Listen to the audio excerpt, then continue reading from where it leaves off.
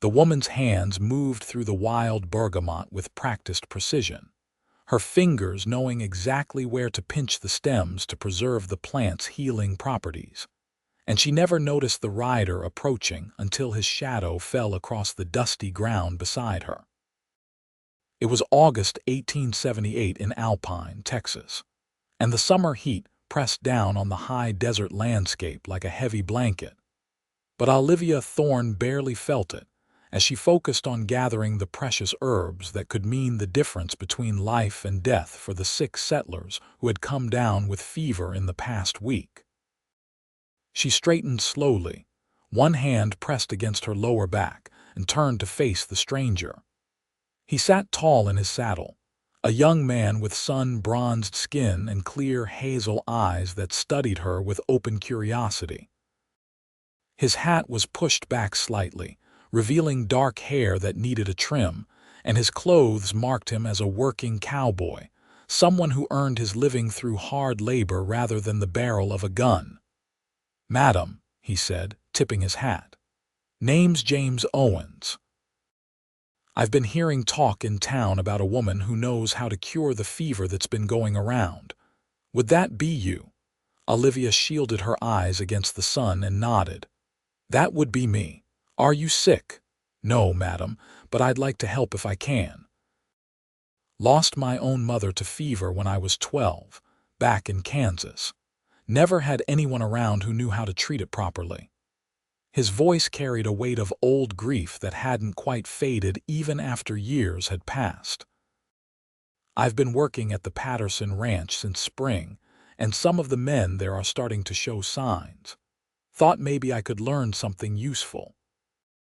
She studied him for a long moment, taking in the earnestness in his expression, and the way his hands rested easily on the saddle horn without any hint of aggression.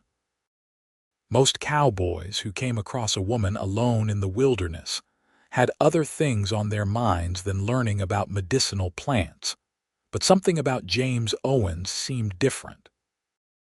There was a genuine quality to him that she recognized instinctively, the same quality she had learned to trust in the few good people she had encountered during her 23 years of life. "Your knowledge saves lives," James continued, his voice growing more passionate. "Teach me your ways. I'm a quick learner, and I'm not afraid of hard work." Olivia felt something shift in her chest, a small warming sensation that had nothing to do with the Texas heat. It had been a long time since anyone had expressed interest in learning what she knew, and even longer since anyone had looked at her with such genuine respect. Most people in Alpine treated her like a necessary oddness, someone to call on when regular medicine failed but otherwise to be kept at a polite distance. "All right," she said finally, gesturing to the basket at her feet. "You can start by helping me gather these herbs. I need at least 3 more pounds of bergamot, and then we'll need to find some yarrow and elderflower. The fever's been spreading fast, and I'm running low on my prepared medicines." James dismounted in one fluid motion and ground-tied his horse, a sturdy bay gelding with intelligent eyes. He approached her carefully, keeping a respectful distance, and looked down at the purple-flowered plants she had been harvesting. "What does this one do?" "Wild bergamot," Olivia explained, kneeling back down among the plants. "Also called horsemint by some. It brings down fever and helps with respiratory problems.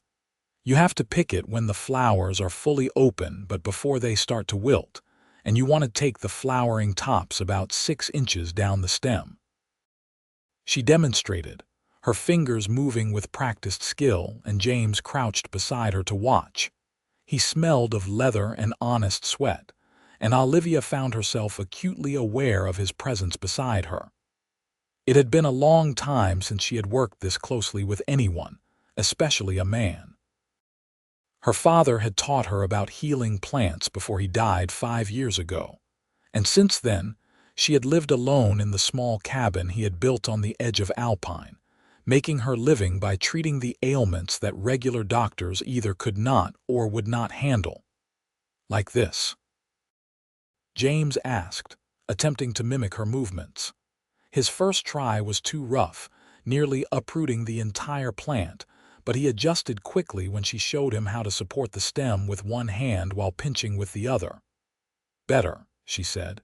"You weren't lying about being a quick learner."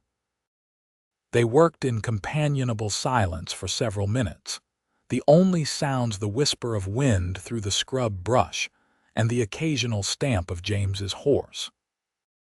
Olivia found herself stealing glances at him as they worked, noting the concentration on his face and the surprising gentleness in his calloused hands. He handled the plants with respect, careful not to damage them unnecessarily, and he seemed genuinely interested in what she was teaching him. "Why do you want to learn this?" she asked finally, unable to contain her curiosity. Most men would rather leave healing work to women. James sat back on his heels, wiping sweat from his forehead with the back of his hand. "Like I said, I lost my mother when I was young. She got sick with a fever, and there wasn't anyone around who knew how to help her. My father just stood there, helpless, watching her die. I was just a kid, but I swore then that if I ever had the chance to learn how to save someone from that kind of suffering, I would take it." He met her eyes directly, and she saw the truth of his words reflected there. "And I meant what I said, Miss Thorne. Your knowledge saves lives. That's worth more than gold or cattle or anything else a man can own." Olivia felt heat rise to her cheeks that had nothing to do with the sun. "Just Olivia, please. And thank you. Not many people understand that." "Then not many people have any sense," James said simply, and went back to harvesting the bergamot. By the time they had filled her basket, the sun had climbed higher in the sky and the heat had become genuinely oppressive. Olivia led James to a small creek that ran through a stand of cottonwoods, one of the few reliable water sources in this part of the high desert. They both drank deeply, and she refilled her canteen while James let his horse water. "The yarrow should be growing upstream," Olivia said, studying the landscape. "It likes damp soil and partial shade. Elderflower is trickier. There's a stand of elder trees about a mile north of here, but I'll need to check if they're still blooming. This time of year it can go either way." "I'm at your disposal for the day," James said. "The ranch can spare me, especially if I'm learning something that might help the men." They found the yarrow easily enough, great swaths of white-flowered plants growing along the creek bank. Olivia showed James how to identify the feathery leaves and how to distinguish true yarrow from similar-looking plants that had no medicinal value. He asked intelligent questions, wanting to know not just what to gather, but why, how the plants worked in the body, what signs to look for in a patient. "You're thinking like a healer already," Olivia told him as they worked. "Most people just want to know what to give someone, but understanding why it works makes all the difference. You can adapt your treatment if you understand the principles." "My mother used to say that about cooking," James said softly. "She said if you understood how ingredients worked together, you could make something good out of almost anything. I guess healing's not so different." "It's exactly the same," Olivia agreed. "Your mother was a wise woman." "She was," James said, and there was a smile in his voice now instead of just grief. "You remind me of her a little. She had that same way of looking at things, like she could see connections other people missed." They moved north toward the elder trees, walking side by side through the rough country. James led his horse and carried Olivia's increasingly heavy basket without complaint. The landscape around Alpine was harsh but beautiful, all rust-colored rocks and scattered greenery, with mountains rising in the distance and the huge dome of sky overhead. Olivia had grown to love it during her years here, the wildness and space of it, so different from the crowded eastern cities where she had spent her childhood. "Where did you learn all this?" James asked as they walked. "About the plants, I mean." "My father taught me," Olivia said. He was a doctor, trained in Philadelphia, but he became interested in traditional remedies after he treated some Cherokee patients in Oklahoma. He spent years learning from anyone who would teach him: native healers, Mexican curanderas, old women in Appalachia who knew the old ways. He always said that the plants were here long before doctors, and they'd be here long after, so we might as well learn to use them properly. Sounds like another wise person, James observed. He was. He died 5 years ago, pneumonia, and there wasn't anything any medicine could do for him by the time we realized how serious it was. Olivia's voice caught slightly, and she cleared her throat. I've been carrying on his work since then. Someone has to, and the regular doctors in Alpine are more interested in gunshot wounds and broken bones than in treating fevers and infections. I'm sorry about your father, James said quietly, but I'm glad you're here. The whole town should be glad, even if they don't always show it. The elder trees were exactly where Olivia remembered them, a small grove growing near a spring that bubbled up from between the rocks. The trees were still blooming, their creamy white flower clusters heavy and fragrant in the afternoon heat. Olivia showed James how to cut the flower heads carefully, leaving enough for the tree to produce berries later in the season. Elderflower tea brings down fever and helps with respiratory infections, she explained. The berries are good too, later in the year, for building up the constitution. But you have to be careful because other parts of the tree are poisonous. Never use the leaves or stems, and the raw berries can make you sick. Only the flowers and the cooked berries are safe. James nodded seriously, committing this to memory. There's a lot to learn, he said. How do you keep it all straight? Practice and repetition, Olivia said. My father made me recite everything until I knew it by heart. Plants, their properties, dosages, contraindications. And he made me understand that getting it wrong could kill someone. So I had to be absolutely certain before I ever treated anyone.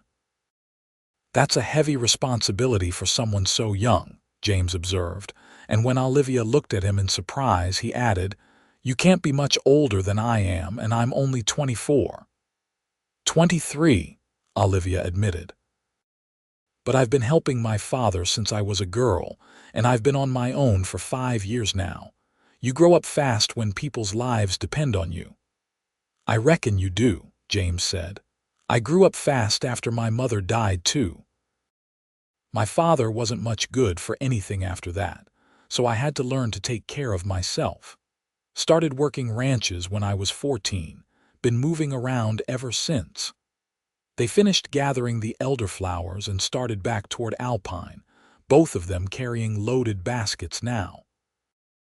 The walk was long and hot, but they talked the whole way, sharing stories of their childhoods and the paths that had led them to this small town in West Texas. Olivia found herself opening up more than she had in years, drawn out by James's genuine interest and the easy way he had of listening. Why Alpine? James asked. If your father was a trained doctor, he could have practiced anywhere. Why come out here? He wanted to help people who needed it most, Olivia said. Out here there aren't enough doctors, and the ones that are here charge fees most people can't afford. My father thought medicine should be available to everyone, not just the wealthy. So we came west and we settled where we were needed.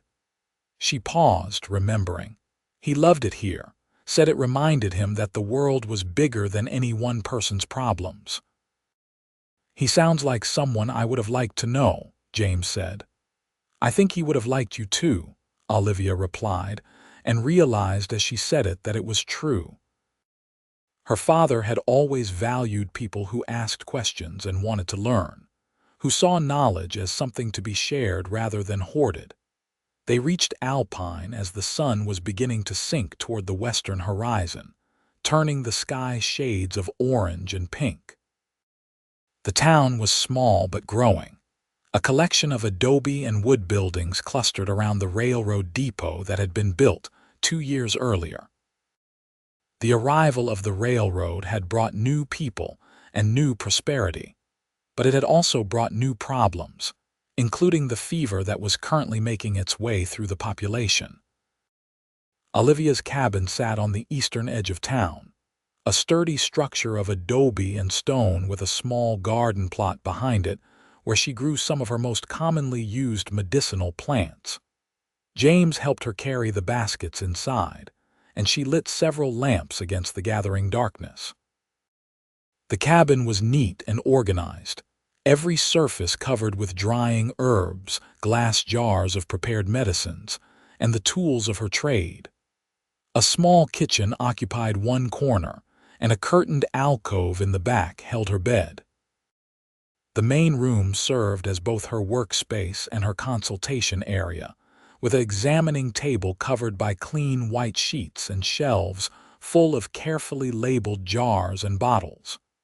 "This is impressive," James said, looking around with genuine admiration. "You've got a real operation here."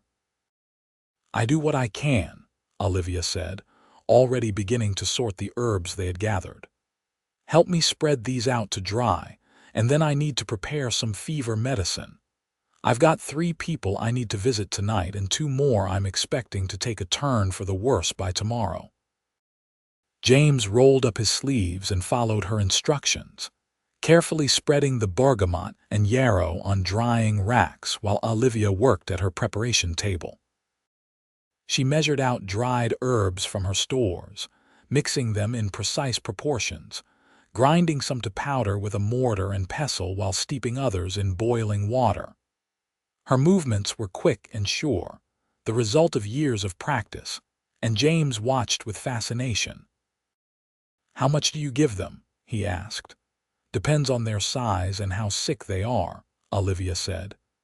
"General rule is a teaspoon of the dried herb mixture steeped in a cup of hot water 3 times a day for adults. Children get half that. But if someone's really far gone, I'll make it stronger and more frequent." She poured the steaming tea through a strainer into a clean glass bottle. "The key is consistency. You have to keep treating them even after they start to feel better, or the fever can come roaring back." "Can I come with you tonight?" James asked. "To see how you treat people. I learn better by watching than just hearing about it." Olivia hesitated. She usually made her rounds alone, and having a man along might make some of her patients uncomfortable. But James had been nothing but respectful all day, and she had to admit it would be useful to have help, especially if any of her patients had gotten worse since her last visit. "All right," she said, "but let me do the talking. Some people get nervous around strangers when they're sick." Their first stop was the home of Maria and Carlos Rodriguez, a Mexican couple who had settled in Alpine 3 years earlier. Their daughter Elena, 8 years old, had been running a high fever for 3 days. Olivia had been treating her with willow bark and cool compresses, but the fever had been stubborn. Maria opened the door at Olivia's knock, her face drawn with worry. She looked surprised to see James standing behind Olivia, but she stepped aside to let them both in. "How is she?" Olivia asked in Spanish, which she spoke fluently thanks to her father's insistence that a healer should be able to communicate with all her patients. "The fever broke this afternoon," Maria said, relief flooding her voice. "She's sleeping now, but it's real sleep, not the restless tossing she's been doing." Olivia felt tension ease from her shoulders. "That's wonderful news. Let me check on her anyway, just to be sure." Elena was indeed sleeping peacefully, her forehead cool to the touch when Olivia laid a hand on it. Olivia checked her pulse and breathing, both of which were normal, and nodded with satisfaction. "Keep giving her the tea I left you, twice a day for the next 3 days," Olivia instructed. "And make sure she drinks plenty of water and eats even if she doesn't feel like it. Broth and soft foods for now, nothing too heavy." "Thank you," Maria said fervently, pressing coins into Olivia's hand despite her protests. You saved our daughter's life." "I'm just glad I could help," Olivia said, as she always did. Outside, James was quiet until they were out of earshot. "You speak Spanish," he said. "That's impressive." "It's necessary," Olivia corrected. "About half the people in Alpine speak Spanish as their first language." "How could I help them if I couldn't talk to them?" She glanced at him. "Do you speak it?" "Some," James admitted. "Picked up enough working on ranches to get by, but I'm not fluent. Could you teach me?" "If I'm going to learn healing, I should be able to talk to all the patients, not just the English speakers." "I can try," Olivia said, feeling that warm sensation in her chest again. "You really are serious about this, aren't you?" "Completely serious," James confirmed. Their next two stops were similar. Checking on patients Olivia had been treating for the past few days. One was improving, the other was holding steady. At each house, James hung back and observed, watching how Olivia interacted with her patients, how she checked their symptoms, how she adjusted her treatments based on what she found. It was full dark by the time they finished, the stars brilliant overhead in the clear desert air. James walked Olivia back to her cabin, leading his horse behind them. At her door, he paused. "Thank you for today," he said. "I learned more in one afternoon than I would have thought possible. Can I come back tomorrow?" "I know you must be busy, but I'd like to continue learning if you're willing to teach me." Olivia found herself smiling, something she did not do nearly often enough these days. "Come by after breakfast," she said. "I need to make more medicine, and I could use an extra pair of hands. Plus, there's a whole meadow full of medicinal plants about 2 hours north of here that I've been meaning to visit. If you're serious about learning, you need to know how to identify plants in their natural habitat." "I'll be here," James promised. "And Miss Olivia, thank you. Not just for teaching me, but for doing what you do. You're making a real difference in people's lives." He touched his hat brim and swung up into his saddle, and Olivia watched him ride away into the darkness before going inside. She prepared for bed mechanically, her mind full of the day's events. It had been a long time since she had felt this kind of connection with another person, and it both excited and frightened her. She had learned to be self-sufficient, to rely only on herself, because that was safer than letting people get close enough to hurt her. But James Owens did not seem like the kind of man who would hurt anyone, at least not intentionally. There was a fundamental decency to him that she found deeply appealing, and more than that, there was his genuine interest in healing, in using knowledge to help others. She had never met anyone who shared her passion for medicine in quite that way. She fell asleep thinking about his earnest hazel eyes and the careful way he had handled the medicinal plants, and her dreams were warmer and more pleasant than they had been in a very long time. True to his word, James appeared at her door shortly after breakfast the next morning, riding the same bay gelding and carrying a canteen and a canvas bag. "Ready to learn," he announced with a grin that did strange things to Olivia's heartbeat. They spent the morning in her cabin while she showed him how to prepare various medicines. She taught him how to make tinctures by steeping herbs in alcohol, how to compound poultices for external wounds, how to make syrups that would keep longer than teas. James absorbed it all like a sponge, asking questions that showed he was thinking critically about what he was learning. "Why alcohol for some preparations and water for others?" he asked. "Alcohol extracts different compounds than water," Olivia explained. "Some plant medicines are water-soluble, others are alcohol-soluble, and alcohol preserves things better, so tinctures last longer than teas. But teas are gentler for people with sensitive stomachs." She demonstrated, adding measured drops of tincture to a spoonful of honey. "You can also disguise the taste better with tinctures, which is useful for children." Around midday, they rode north out of Alpine, heading for the meadow Olivia had mentioned. It was a long ride through increasingly rugged country, up into the foothills where the elevation brought slightly cooler temperatures and more diverse plant life. They talked as they rode, continuing the conversation they had started the day before. James told her about his years working ranches across Texas and New Mexico, about the places he had seen and the people he had met. He had a gift for storytelling, bringing scenes to life with vivid details and dry humor that made Olivia laugh out loud more than once. He talked about cattle drives and bronc busting, about sleeping under the stars and cooking over open fires, about the vast loneliness of the range and the fierce camaraderie of the men who worked it. "Why did you stay in Alpine?" Olivia asked. "You make it sound like you never stayed anywhere for long before." James was quiet for a moment, his eyes on the trail ahead.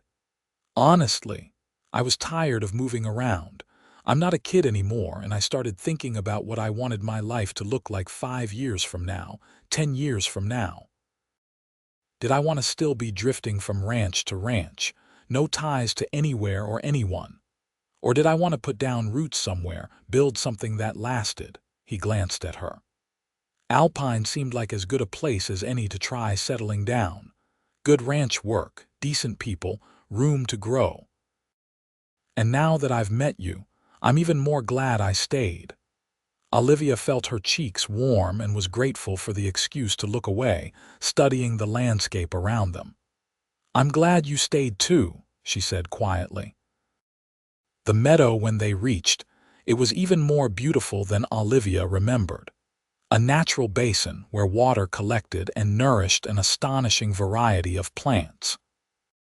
Purple coneflower and black-eyed Susan grew in colorful profusion, along with stands of evening primrose, wild garlic, and dozens of other useful species. Olivia spent the next hour walking James through the meadow, teaching him to identify plants by their leaves, flowers, and growth patterns. "The key is to notice everything," she explained, crushing a leaf between her fingers and holding it out for him to smell. "Scent, texture, the way the leaves attach to the stem, whether they grow in pairs or alternate. All of that helps you identify a plant correctly, and correct identification is crucial. Some useful plants have poisonous look-alikes." James proved to have a good eye for detail, quickly learning to spot the subtle differences between similar species. They gathered samples of several plants Olivia needed for her medicine stores, working together in the warm afternoon sunlight. It was peaceful work, and Olivia found herself relaxing in a way she rarely did, enjoying both the task itself and the company. "Tell me about your father," James said as they worked. "What was he like?" Olivia smiled, remembering. "He was brilliant and stubborn and completely dedicated to his work. He could be absent-minded about practical things like remembering to eat or sleep, but he never forgot a single detail about a patient or a treatment. He believed that healing was sacred work, that anyone who practiced medicine had a moral obligation to do it as well as it could possibly be done." She paused, pulling up a root system carefully. "He could also be funny when he wanted to be, and he loved music. He played the fiddle badly and sang worse, but that never stopped him." "He sounds wonderful," James said softly. "You must miss him terribly." "Every day," Olivia admitted. "But I'm carrying on his work, and I think he'd be proud of that. He always said the knowledge mattered more than any individual person, that our job was to learn everything we could and then pass it on to the next generation." She looked at James meaningfully. "That's what I'm doing by teaching you." "I won't let you down," James promised. "Or him." They stayed in the meadow until late afternoon, then rode back to Alpine with their saddlebags full of medicinal plants. Olivia found herself dreading the moment when they would have to part ways, wanting to stretch out this time together for as long as possible. But eventually they reached her cabin, and there was no more excuse to delay. "Same time tomorrow?" James asked hopefully. "Actually, I need to ride out to the Patterson Ranch tomorrow," Olivia said. "One of the hands there sent word that several men are showing fever symptoms. I need to treat them before it spreads through the whole bunkhouse." She looked at him thoughtfully. "Didn't you say you work there?" "You could take me out in the morning, help me with the treatments, and we could continue your lessons at the same time." James's face lit up. "That's perfect. I'll come by at first light. It's about a 2-hour ride, so we'll want to start early before the heat gets too bad." They parted with mutual reluctance, and Olivia spent the evening preparing medicine and trying not to think too much about how much she was looking forward to seeing James again the next morning. She had always been careful about letting people into her life, knowing how easily they could be taken away, but James was making it very difficult to maintain that distance. Every moment she spent with him made her want more, and that was both thrilling and terrifying. Sleep came slowly that night, her mind too full of possibilities to settle. She finally drifted off near midnight and woke before dawn, unusually alert despite the short sleep. She dressed carefully in her most practical riding clothes and packed her medical supplies, then waited impatiently for James to arrive. He appeared just as the eastern sky was beginning to lighten, and they set out immediately. The ride to the Patterson Ranch took them west of Alpine, into rolling grassland country that was better suited to cattle than the rocky terrain closer to town. James pointed out landmarks as they rode, telling her stories about the ranch and the men who worked there. "How many are sick?" Olivia asked. "Last I heard, 3 for sure and 2 more starting to show symptoms," James said. "That was yesterday afternoon, could be more by now. The bunkhouse isn't big, and when one man gets sick, it's easy for it to spread." The ranch was larger than Olivia had expected, with a sprawling main house, several barns, extensive corrals, and a long, low bunkhouse. They rode straight to the bunkhouse, where the ranch foreman, a grizzled man named Pete Harris, met them at the door. "Miss Thorne, thank God," Pete said. "We've got 5 men down now, and I'm starting to feel poorly myself. Whatever this is, it's moving fast." Olivia went into professional mode immediately, all business as she entered the bunkhouse and assessed the situation. The 5 sick men were in various stages of illness, from one who was just starting to feel warm and achy to another, who was burning with fever and barely coherent. She organized her supplies on a table and started mixing medicines while James helped Pete move the sick men to one end of the bunkhouse, isolating them from the healthy hands. "You all need to stay away from the sick area unless you're helping with care," Olivia instructed the gathered cowboys. "Wash your hands frequently with soap and hot water, especially before eating. Don't share cups or utensils. And if you start feeling sick at all, fever, aches, sore throat, anything unusual, you tell me or James immediately. Understood?" The men nodded, looking relieved to have someone taking charge of the situation. Olivia turned her attention to the patients, moving from bed to bed with her practiced efficiency. She checked pulses and temperatures, looked at tongues and into eyes, asked questions about symptoms and when they had started. "It's the same fever that's been going around in town," she told James quietly. "Highly contagious, but usually not deadly if it's treated properly. The key is bringing the fever down and keeping them hydrated." She showed James how to prepare and administer the fever medicine, how to apply cool compresses to bring down temperature, how to check for signs of dehydration or complications.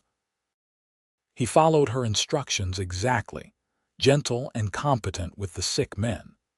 Several of them who knew him seemed comforted by his presence, joking weakly about how they never thought they would see the day when Owens turned into a nursemaid. Better a live patient with an unskilled nurse than a dead one with no help at all, James retorted, making them laugh despite their discomfort.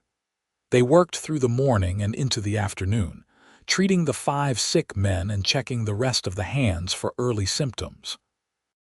Pete Harris was indeed developing a fever, so Olivia added him to the sick roster and started him on treatment immediately.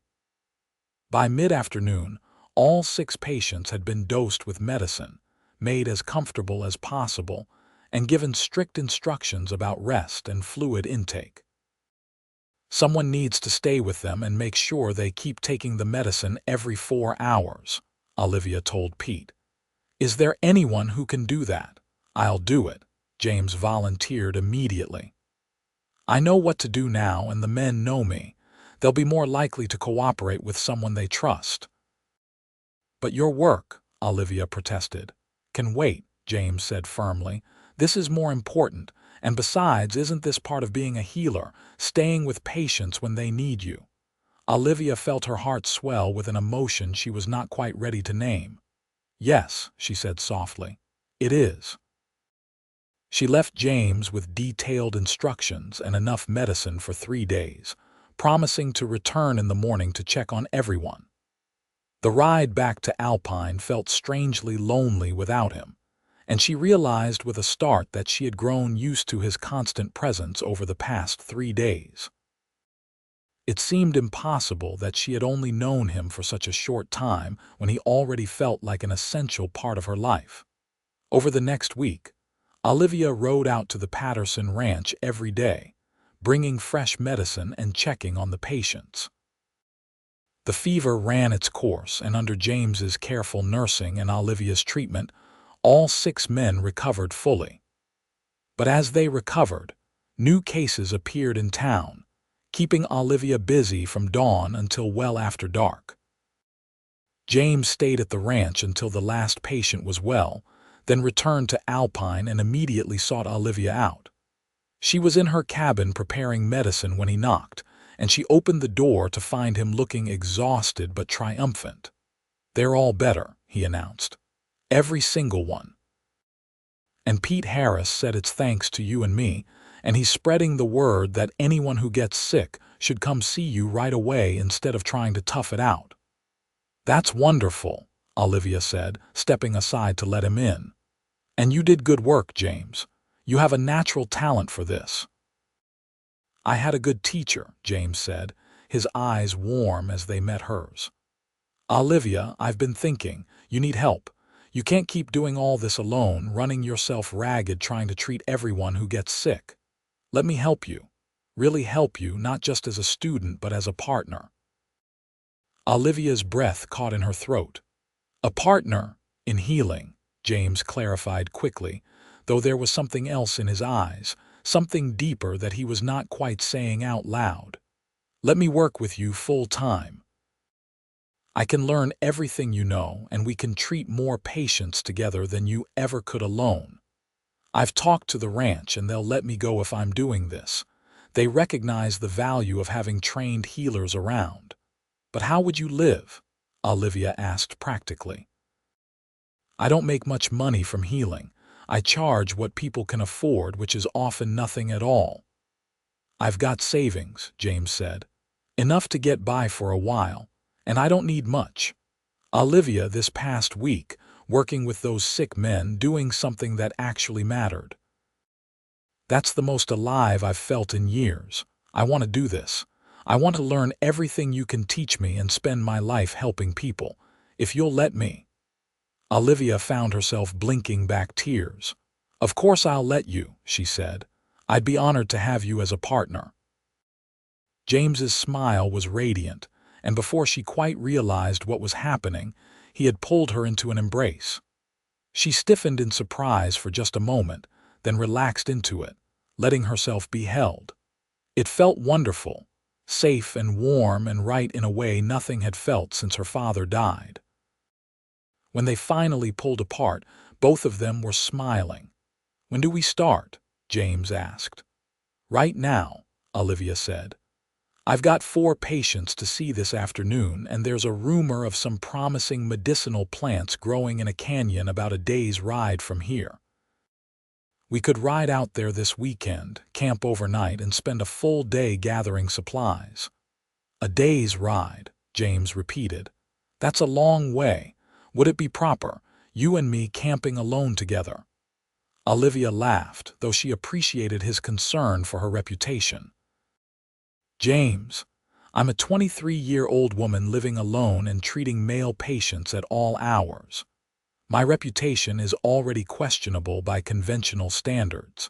And besides, you're my professional partner now. It's perfectly reasonable for us to travel together for work purposes."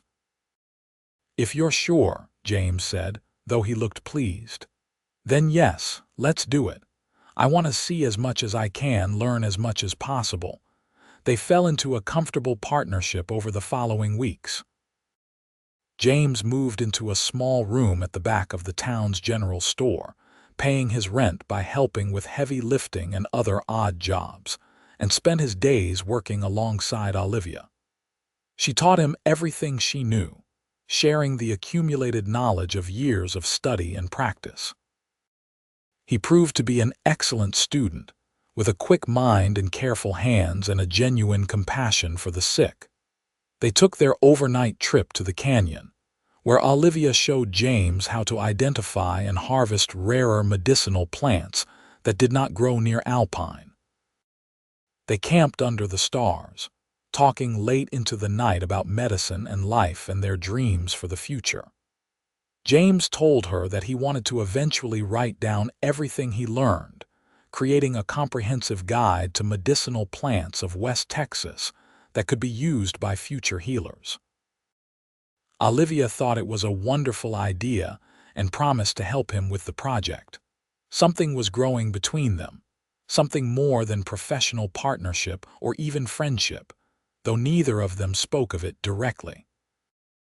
Olivia caught herself watching James when he was not looking, admiring the way he moved, the sound of his laugh, the concentration on his face when he was working. More than once she found him watching her with an expression that made her heart race. They were careful with each other, maintaining a respectful distance, but the tension between them grew with each passing day. Olivia found herself lying awake at night, thinking about James, wondering what it would be like to kiss him, to be held by him again as she had been that day in her cabin. She had never felt this way about anyone before, and it was both wonderful and frightening. The fever epidemic finally burned itself out as August turned to September, leaving the town shaken but largely intact thanks to Olivia and James's intervention. The grateful citizens held a town meeting to thank them formally, and the mayor presented them with a purse of money collected from various donors. It was more money than Olivia usually made in 6 months, and she tried to refuse it, but the mayor would not hear of it. "You saved lives," he said firmly. "You two worked yourselves to exhaustion taking care of people who couldn't pay you a dime. The least we can do is make sure you're compensated fairly." That night, Olivia and James sat on the porch of her cabin, watching the sun set and counting the money by lamplight. They divided it evenly, and James protested that he did not deserve half since he was still learning, but Olivia insisted. "You worked just as hard as I did," she said. "You deserve every penny." She hesitated, then added, "Have you thought about what you'll do with your share?" "Save most of it," James said. "But I was thinking maybe I could use some of it to buy supplies for our plant guide project. Good paper, proper ink, maybe some reference books we could use." He looked at her carefully. "If you still want to work on that with me, that is." "Of course I do," Olivia said. "It's important work, James, preserving this knowledge so it's not lost." They sat in comfortable silence for a while, listening to the sounds of the desert evening. Finally, James spoke again, his voice tentative. "Olivia, can I ask you something?" "Anything," she said. "Do you ever think about the future? Your future, I mean. What you want your life to look like. Olivia considered the question carefully. I used to think I had it all figured out, she said slowly. I would carry on my father's work, treat the sick, live alone, and be content with that. But lately I've been wondering if maybe there could be more, if maybe I don't have to do everything alone. She glanced at him. What about you? What do you want? James was quiet for a long moment. When he finally spoke, his voice was low and intense. I want to wake up every morning knowing I'm going to do something that matters. I want to spend my life learning and helping people and making a difference, and I want to do it all with you. Olivia's heart was pounding so hard she was sure he must be able to hear it. James, I know we haven't known each other long, he continued in a rush, as if afraid he would lose his nerve if he stopped. And I know I'm probably not the kind of man you imagined for yourself, just a cowboy without any fancy education or prospects. But Olivia, these past few weeks with you have been the best of my life. You're brilliant and kind and dedicated, and when I'm with you, I feel like I'm the best version of myself. I'm falling in love with you, and I needed you to know that, even if you don't feel the same way. Olivia found that she was smiling, tears streaming down her cheeks. You're not just a cowboy, she said. You're smart and compassionate and brave, and you have the makings of an excellent healer. You see people, really see them, and you care about making their lives better. And James, I'm falling in love with you too. I think I've been since that first day when you asked me to teach you. The smile that spread across James's face was like the sun coming up. He reached for her hand, and she gave it to him willingly, their fingers intertwining naturally. They sat like that for a long time, hands clasped, watching the stars come out one by one in the darkening sky. So what do we do now? James asked eventually. I suppose we keep doing what we've been doing, Olivia said. Work together, learn together, build a life together, if you want that. I want that more than anything, James said fervently. He raised her hand to his lips and kissed it gently. Olivia Thorne, will you let me court you properly? I want to do this right. Olivia laughed, giddy with happiness. Yes, James Owens, I would be honored to be courted by you. The next few months were some of the happiest of Olivia's life. She and James continued their work as healers, their partnership growing stronger and more efficient as James's skills developed. They treated injuries and illnesses of all kinds, from broken bones to fevers to difficult childbirths. Word of their abilities spread beyond Alpine, and people started coming from surrounding ranches and settlements specifically to see them. But it was the time they spent together outside of work that Olivia treasured most. James courted her with old-fashioned deliberateness, bringing her wildflowers and taking her on evening walks, sitting with her on her porch and talking until the stars came out. He was respectful of her reputation, never pushing for more than she was comfortable with, but there was no mistaking the depth of his feelings or the desire that sparked between them whenever they touched. Their first kiss happened on a cool October evening when they had ridden out to check on a patient at a distant ranch. On the way back, they stopped to water their horses at a small creek, and James pulled Olivia into his arms and kissed her with a tenderness that made her knees weak. She kissed him back with all the pent-up longing she had been feeling, and when they finally broke apart, both of them were breathless. I love you, James said, his voice rough with emotion. God, Olivia, I love you so much. I love you too, Olivia whispered and kissed him again. By November, everyone in Alpine knew they were courting, and opinions were mixed. Some people approved, seeing them as a perfect match, two dedicated healers who brought out the best in each other. Others disapproved, thinking it improper for a woman of Olivia's education and background to be involved with a simple cowboy. Olivia did not care what people thought, and neither did James. They had found something rare and precious, and they were not about to let it go because of small-minded gossip. Christmas came, and James gave Olivia a beautiful handmade wooden box to store her most precious medicinal supplies.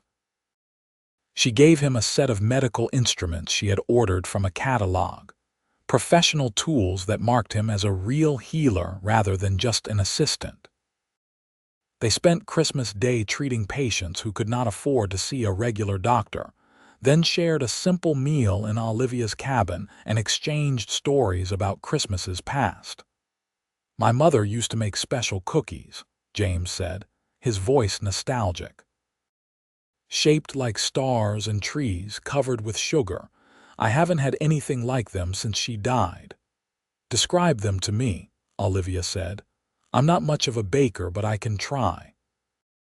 They spent the evening attempting to recreate his mother's cookies from James's somewhat vague memories, making a mess of Olivia's kitchen and laughing at their failures. The final result was not quite right, but James ate them anyway, smiling through tears. "Thank you," he said, "for trying. For caring about things that matter to me." "Everything about you matters to me," Olivia said simply, and meant it with her whole heart. As the new year of 1879 arrived, James started talking more seriously about marriage. They were already living as partners in every way that mattered, except the most intimate, working together, planning together, building a life together. Making it official seemed like the natural next step. "I want to marry you," James said one January evening as they prepared medicines together in her cabin. "I want everyone to know you're mine and I'm yours. I want to wake up with you every morning and fall asleep with you every night. I want to build something permanent that will outlast both of us." "I want that too," Olivia said. "But James, you need to understand what you're taking on. I'm never going to be a traditional wife. I'll always be a healer first, and that means long hours and sick people and not much money. I'll never be content to just keep house and raise children." "Good," James said firmly. "I don't want a traditional wife. I want you exactly as you are. We'll be partners in healing and in life, equal in everything. And if we have children someday, we'll raise them together, teaching them about medicine and compassion and the importance of using knowledge to help others." "Then yes," Olivia said, her eyes shining. "Yes, James, I'll marry you." They married in February in a simple ceremony at the small church in Alpine, with half the town attending despite some lingering disapproval. Olivia wore a dress of pale blue calico that brought out her eyes, and James wore his best suit, borrowed from the store owner he rented from. The ceremony was brief but heartfelt, and when the preacher pronounced them husband and wife, James kissed Olivia with such obvious love that even the most disapproving guests could not help but smile. They had decided to keep living in Olivia's cabin for practical reasons. It was already set up as a clinic, and everyone knew where to find them. But James added a small addition to the back, creating a proper bedroom and giving them more space. They worked on it together during their rare free time, James handling the heavy construction while Olivia planned the layout and painted the walls. Their wedding night was sweet and tender, both of them nervous despite their love for each other. James was patient and gentle, careful not to hurt her, and Olivia felt safe in his arms in a way she had never felt with anyone else. Afterward, they lay tangled together in the darkness, talking quietly about their plans for the future. "I want to expand what we're doing," James said, his fingers tracing lazy patterns on her arm. "Not just treating people when they get sick, but teaching them how to stay healthy in the first place. Clean water, proper nutrition, basic hygiene. So much sickness could be prevented if people just had the right knowledge." "That's brilliant," Olivia said, turning to face him. "We could hold classes maybe once a week, teach people about nutrition and sanitation and basic first aid. And we could train others too, so there are more healers spread across the region." They talked until nearly dawn, their plans growing more ambitious as they fed off each other's enthusiasm. By the time they finally fell asleep, wrapped in each other's arms, they had outlined a program that could truly change their community for the better. They started small, holding classes in Olivia's cabin every Sunday afternoon. At first, only a few curious people came, mostly women interested in learning how to treat their family's minor ailments. But word spread about how practical and useful the information was, and soon they had regular attendees from all over Alpine and the surrounding ranches. Olivia taught about medicinal plants and how to prepare simple remedies at home. James taught basic first aid, how to treat cuts and burns, how to recognize serious illness that needed professional care, how to prevent the spread of infection. Together they taught about nutrition and cleanliness and the importance of clean water. They made it practical and accessible, demonstrating everything and encouraging questions. By spring, they had trained a dozen people in basic healing skills, and those people were spreading out to more remote areas, taking the knowledge with them. Olivia and James continued to handle the more serious cases themselves, but they no longer had to personally treat every minor ailment in the region. Their fame grew, and with it came challenges. Some of the regular doctors in the area began to see them as competition and tried to have them shut down for practicing medicine without proper credentials. But the people of Alpine rallied to their defense, and the local judge ruled that since Olivia and James primarily used traditional plant remedies rather than manufactured medicines, they were not technically practicing medicine in the legal sense. Besides, the judge said privately to Olivia, "You've done more good for this community than any 10 regular doctors. I'm not about to stop you from helping people just because you didn't go to some fancy Eastern medical school." Summer brought new challenges when a wagon train passing through the area had an outbreak of cholera. The regular doctors refused to go near the infected travelers, fearing contagion, but Olivia and James rode out immediately with their supplies and their knowledge. They worked for 3 days straight, treating the sick, teaching the healthy how to prevent spread, and setting up a proper quarantine system.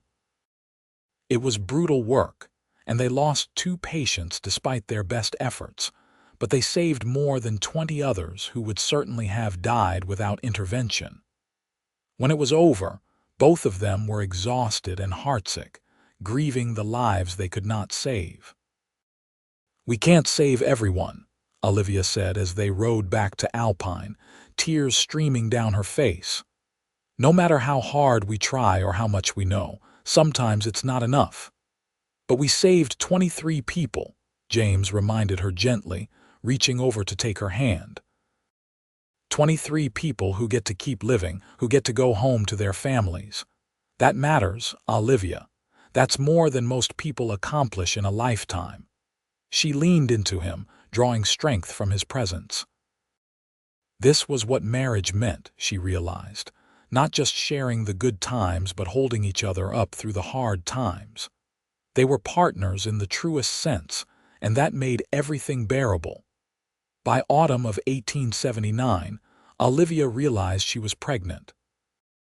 She had suspected for a few weeks, but waited to be certain before telling James. When she finally did, watching his face as she shared the news over breakfast one morning, his reaction was everything she could have hoped for. Pure joy spread across his features, and he swept her up in his arms, laughing and crying at the same time.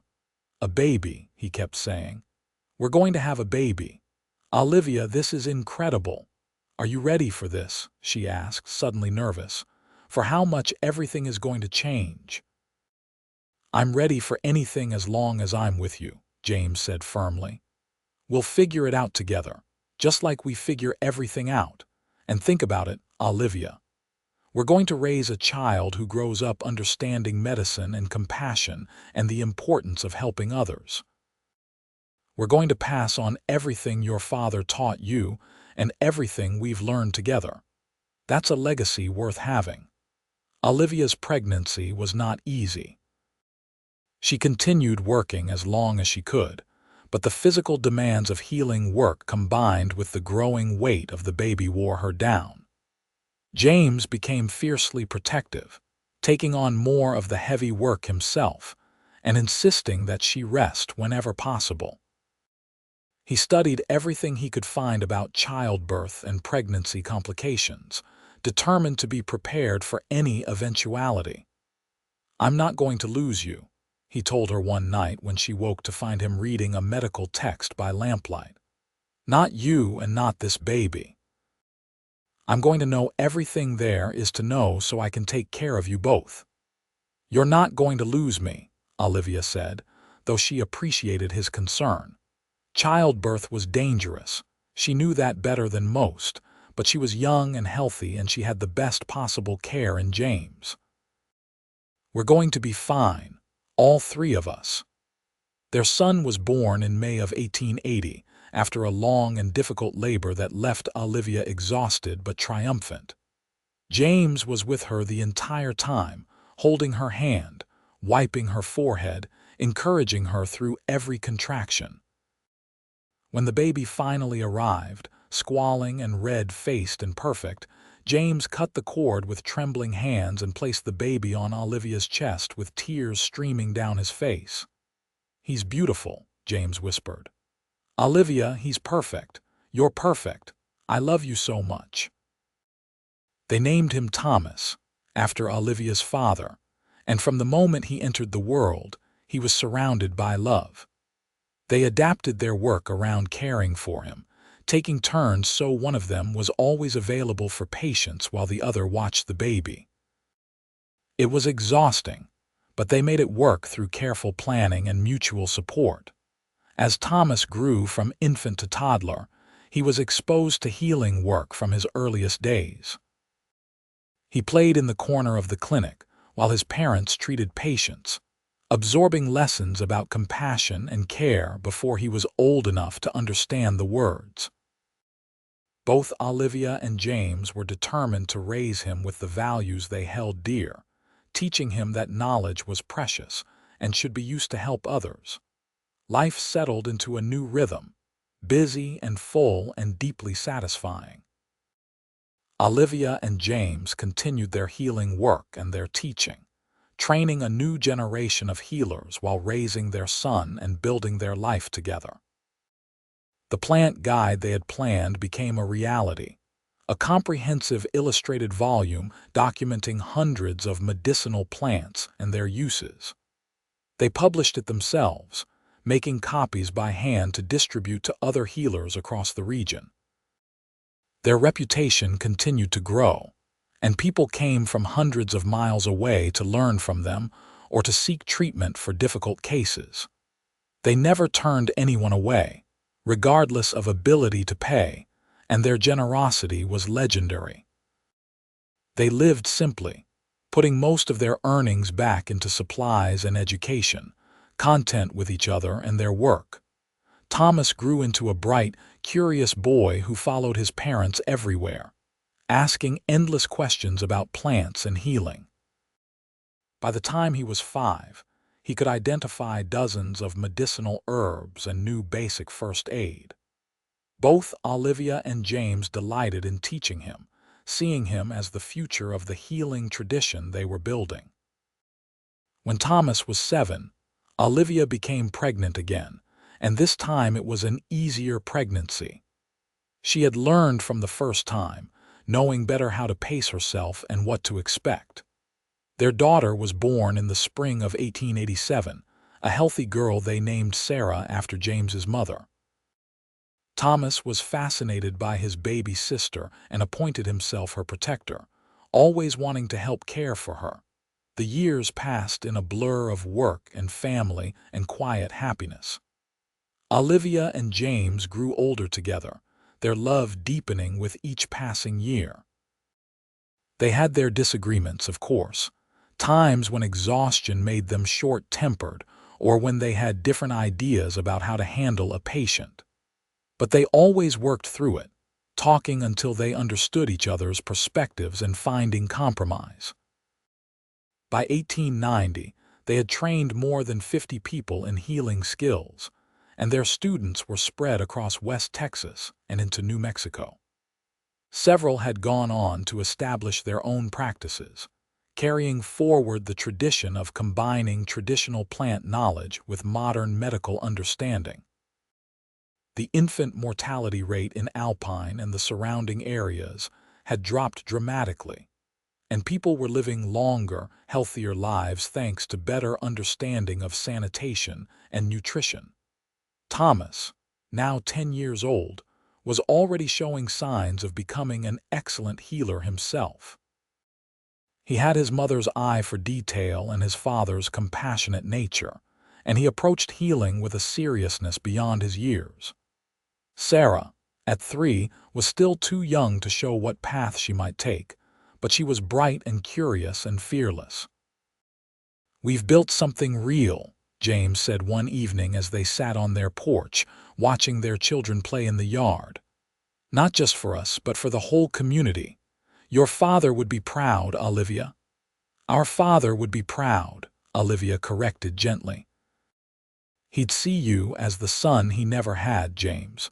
You've honored his legacy better than I ever could have alone." James pulled her close, and she rested her head on his shoulder, feeling perfectly content. They had come so far from that day 12 years ago when a curious cowboy had approached a woman gathering herbs and asked to learn her ways. That moment had changed both their lives, setting them on a path neither could have imagined. "You ever regret it?" James asked quietly. "Marrying me instead of someone more educated or prosperous. You could have had an easier life." "Never," Olivia said firmly. "Not for one single second. You're my partner, my love, my best friend. Everything good in my life came from saying yes to you that first day. I wouldn't change any of it."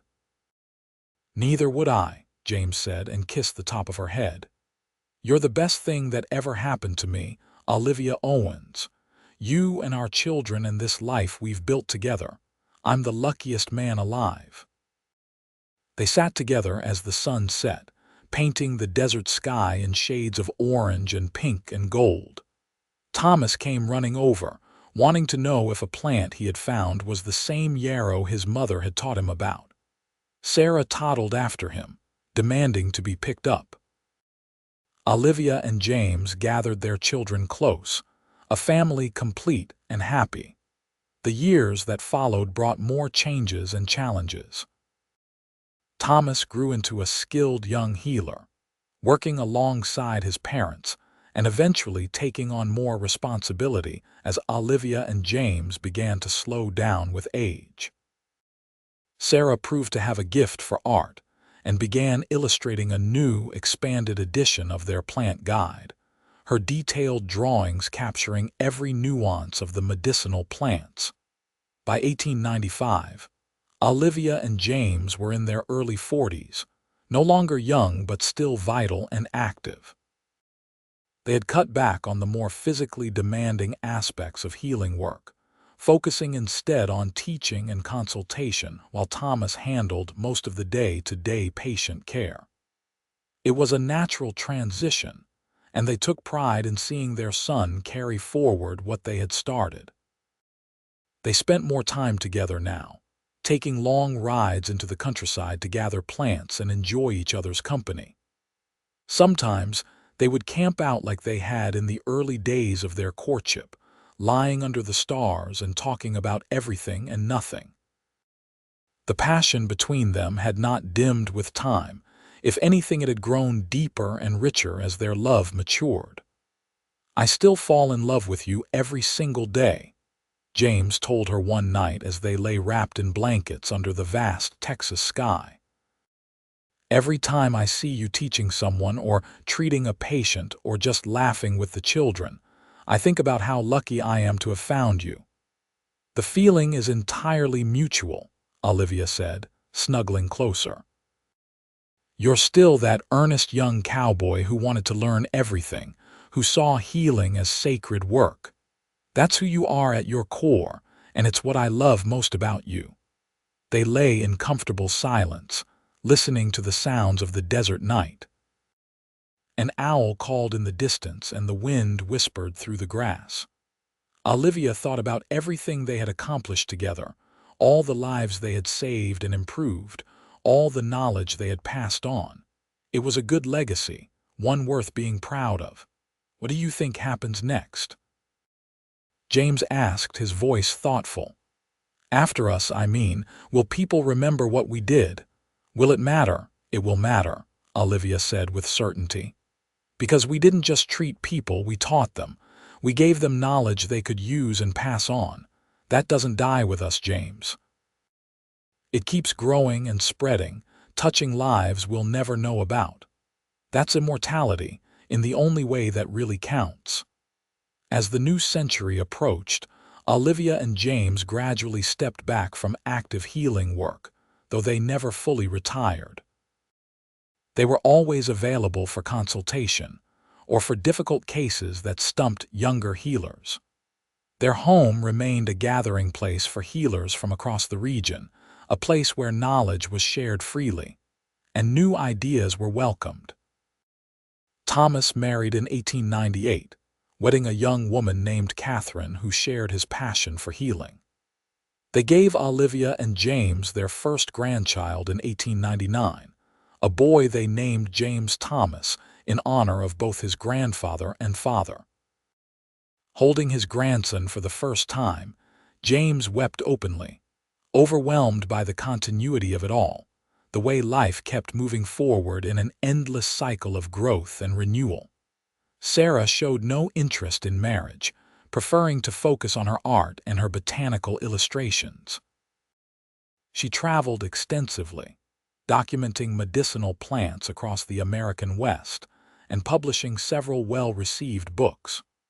Her work brought attention to the healing traditions that Olivia and James had helped preserve and spread, ensuring that the knowledge would be available to future generations. As 1900 arrived, Olivia and James celebrated their 21st wedding anniversary and James's 45th birthday. They were grandparents now, their hair touched with gray, their hands marked by years of work. But they were still deeply in love, still partners in every sense of the word, still finding joy in each other's company. 21 years, Olivia mused as they sat on their porch, watching the sunset as they had done countless times before. "It feels like both forever and no time at all." "I know exactly what you mean," James said. "I can still remember the first time I saw you, kneeling in that field of bergamot, your hands moving so surely among the plants. I thought you were the most capable person I had ever seen, and I was right." "And I thought you were different from other cowboys," Olivia said. "Genuinely interested in learning rather than just trying to impress me. I was right too." They smiled at each other, a lifetime of understanding passing between them. They had been through so much together, weathered so many storms, celebrated so many victories.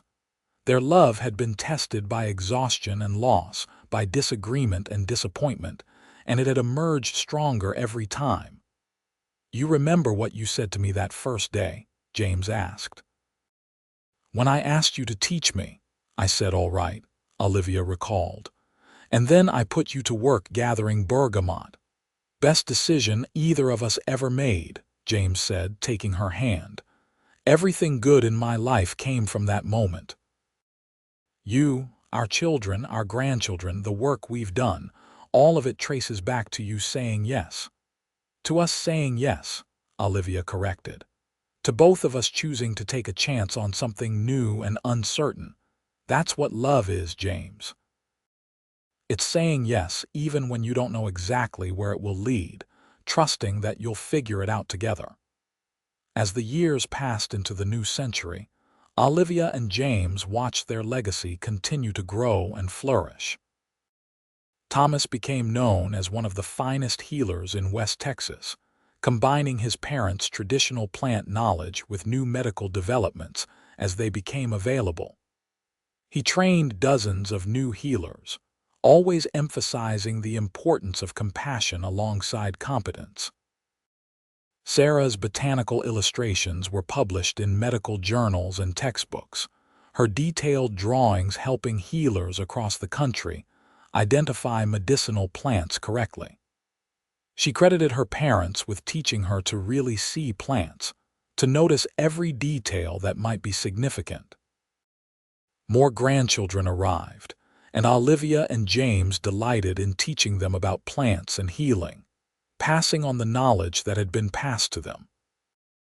They told stories about the early days, about fighting the fever epidemic and camping in remote canyons, and slowly building something meaningful out of nothing but dedication and love.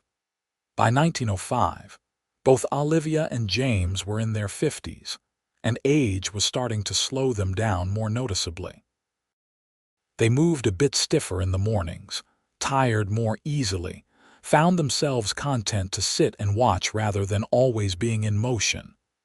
But their minds remained sharp, and their love for each other and their work never dimmed. They spent their days in quiet contentment, tending the medicinal garden behind their house, consulting with younger healers who came seeking advice, and enjoying their grandchildren. They had earned their rest, and they took it gratefully, knowing that the work they had started was in good hands. "We did good, didn't we?" James said one evening as they sat together, his arm around her shoulders. "We made a difference." "We did more than good," Olivia said. "We built something that will outlast us by generations. We taught people that healing is about more than just treating symptoms. It's about caring for the whole person, understanding the connections between body and mind and spirit. That's a gift that keeps giving." James kissed her temple gently. "I love you, Olivia Owens. I loved you when you were a young woman kneeling in a field of purple flowers, and I love you now as my silver-haired wife. I'll love you until my last breath and beyond." "And I love you," Olivia said, turning to kiss him properly. "My earnest cowboy who wanted to learn everything, who saw knowledge as something sacred to be honored and shared. You made me believe in partnership and love and the possibility of building something lasting. You gave me everything." They sat together as darkness fell, and the stars emerged overhead, the same stars that had witnessed the beginning of their love story more than 2 decades earlier. Around them, the desert breathed and rustled with life, and in the distance they could hear the sounds of Alpine, the town they had served so faithfully for so many years. Their children and grandchildren would carry forward their legacy, teaching and healing and spreading knowledge across the West. The plant guide they had created together would be used by healers for generations, preserving precious knowledge that might otherwise have been lost. And the love they shared, built on mutual respect and shared purpose and deep abiding affection, would serve as a model for what partnership could be. As the years continued to pass, Olivia and James remained devoted to each other and to their life's work. They celebrated 50 years of life together, surrounded by children and grandchildren, and the many people whose lives they had touched through their healing work. It was a life well lived, full of purpose and love and meaningful contribution. They had started as 2 strangers in a field of medicinal herbs, one seeking knowledge and the other willing to share it. They had built from that chance meeting a lifetime of partnership, a family, a legacy of healing that would continue long after they were gone. It was more than either of them had dared to dream that August day in 1878, when a cowboy approached a woman gathering plants and said the words that would change both their lives forever. "Your knowledge saves lives. Teach me your ways." And she had taught him, and in teaching him had found not just a student but a partner, a love, a life that exceeded her wildest expectations. Together, they had proven that the most powerful medicine was not found in any plant or preparation, but in compassion, dedication, and the willingness to serve others with all your heart. Their story became part of Alpine's history, told and retold to new generations as an example of what could be accomplished when two people found common purpose and built a life together based on mutual respect and shared values. The healing tradition they established continued to grow and evolve, always rooted in the principles they had championed, that knowledge should be shared freely, that healing required compassion as much as competence, and that every life had value and deserved the best care possible. In their final years together, Olivia and James would often sit on their porch in the evening, holding hands and watching the sunset paint the Texas sky in brilliant colors. They spoke less than they had in their youth, but the silence between them was rich with understanding and love. They had said everything that needed saying over the decades of their marriage, and now they simply enjoyed being together, two souls who had found their perfect match. "Thank you," James would sometimes say, breaking the comfortable quiet. "For what?" Olivia would ask, though she always knew. "For saying yes," James would reply. "For teaching me, for loving me, for building this life with me, for everything." And Olivia would smile and squeeze his hand and say, "Thank you for asking, for wanting to learn, for seeing the value in what I do, for being my partner in all things." For everything. They lived well into old age, remaining devoted to each other until the very end.